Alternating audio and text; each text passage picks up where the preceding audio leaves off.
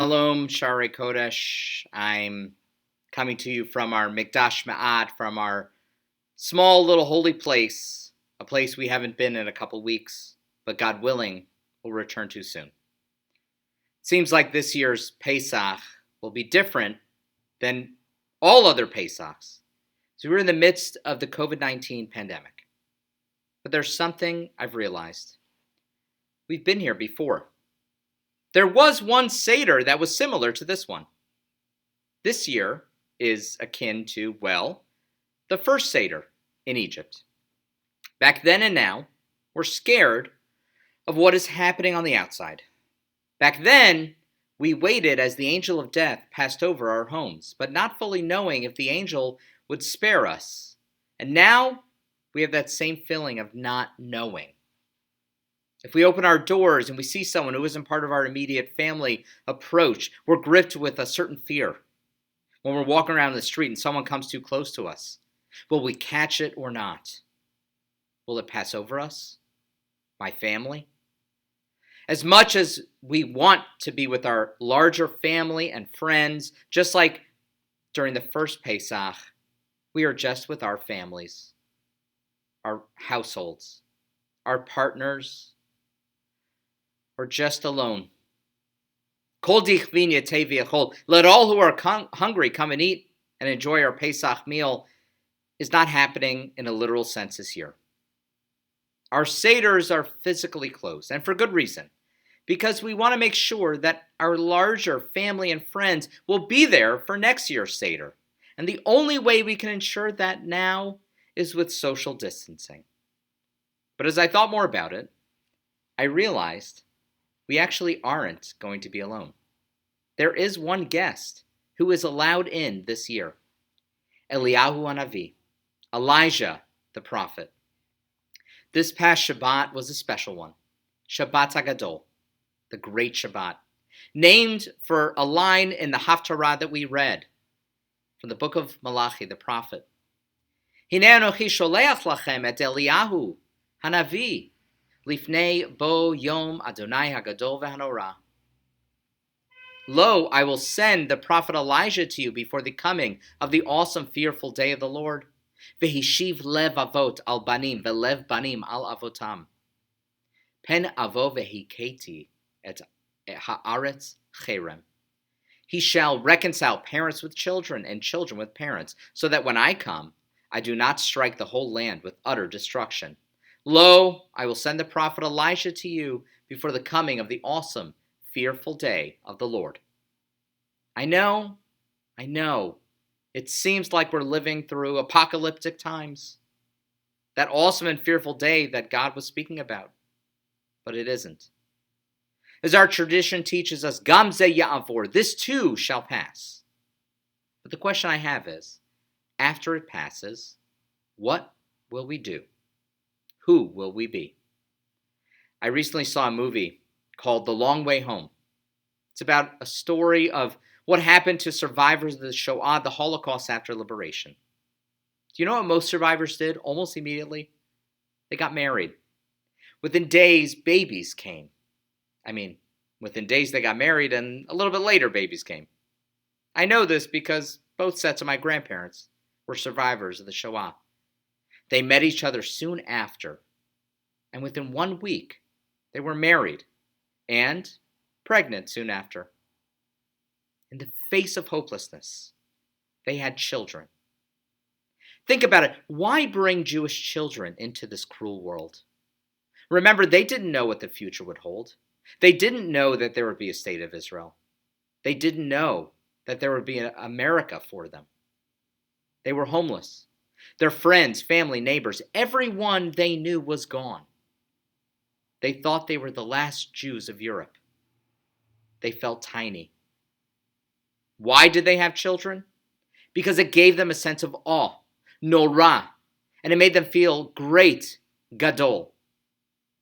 Elijah is a unique prophet. He is the prophet that never dies. He visits us during interesting moments. Havdalah, the Brit Milah, the Seder. And what do they all have in common? They're all times when families are together, and they all happen in the home. When a Jewish boy is born, we go through a ceremony called a Brit Milah. The Brit Milah is a circumcision, but it's actually bigger than that. It's entering our boys into a covenant. Now we enter girls into that same covenant through a new ceremony called a Brit Bat or Simchat Bat. Part of this ceremony is placing the baby on a chair called Kiseh Shel Eliyahu. Here's one right here.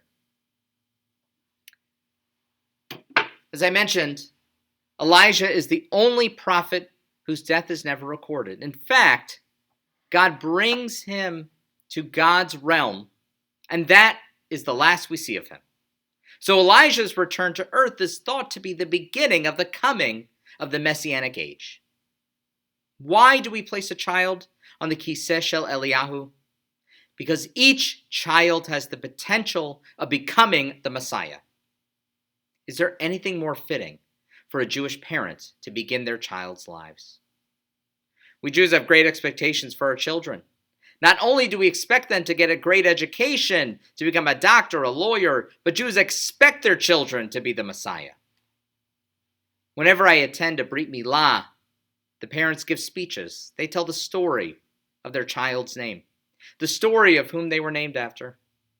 And from that moment on, that child is someone to their family, their community, our people.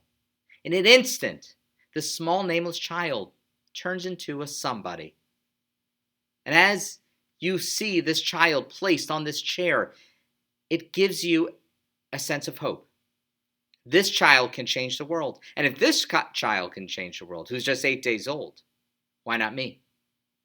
When I see these 8-day-old boys or infant girls at a Simchat Bat, Brit Milah, baby naming, I think about our own congregation's children as they grow up, as they're teenagers. One day, we invited a very special person to speak to them here at Shaarei Kodesh. His name is Scott Freed. I first met Scott when I was 15 years old. I was at USY encampment. Scott was the first openly gay man I'd ever met. He was the first person I'd ever known with HIV. Back then, the HIV virus was not manageable like it is today. It was a death sentence. Scott shared a story with us, 400 Jewish teens, and it changed our lives. I was able to bring Scott to teach our teens here at Shaarei Kodesh a number of years ago. Thankfully, not only is Scott alive, but he's well and thriving. In fact, he was supposed to lead our civil rights trip that we had to postpone. Now, he is primarily a motivational speaker and educator. Since I last saw him, and since I first met him, Scott lost hundreds of friends to AIDS, all under 40. I wanted to share something with you all that he wrote in the early days of our pandemic, the COVID-19 pandemic, when we were still trying to wrap our heads around this new reality. He wrote the following. At the height of the AIDS epidemic in the late 80s, a young man raised his hand at one of my support group meetings. When I first came here, he shared, I was newly diagnosed with AIDS. I remember looking around this room and thinking to myself, how am I going to find the courage to go on? Then he said, I still haven't found it, but because of all of you, I know what courage looks like. Courage is everywhere. It's right outside your window. It's in the eyes of a friend on FaceTime. It's looking right back at you in the mirror. Scott ends all of his sessions with 3 words. You are enough. And he looks at each person in the eyes. With his eyes, he is telling you what he tells so many others. You are enough. You are special. You are unique. You can change the world because I have changed the world. Scott's life could have ended many years ago. But he's still here, educating, inspiring, connecting. Can you imagine if you looked at everyone like Scott looks at you? Can you imagine if you looked at everyone the way that you look at a baby boy on Elijah's chair or a baby girl on the bima at her baby naming? Can you imagine if you looked at yourself in the mirror the way that God looks at you every day? Can you imagine how different this world would be? The prophet Malachi ends his book and our Haftarah with the following: Vehishiv lev avot al banim velev banim al avotam. He, Elijah, shall reconcile parents with children, children with parents. Vehishiv lev. It's translated here as reconcile, but it literally means restore the heart. So my bracha for all of us this Pesach is that we look forward to the day when our hearts are restored, when we are together with our families, and God willing, we are safe and healthy, and we can come back to this Mikdash Ma'at, this holy place. But this day that will come will be a new day. And God willing, we will be renewed. And in order to do that, I want you to do the following. I want you to think about the ways that these days will shape you, will make you a better person. How are you going to work on yourself during these days? How are you going to look at others? Perhaps if we ask ourselves these questions, if we do the work that is needed, we can change our world for the better, and perhaps, maybe, bring about the Messianic age here on earth, now.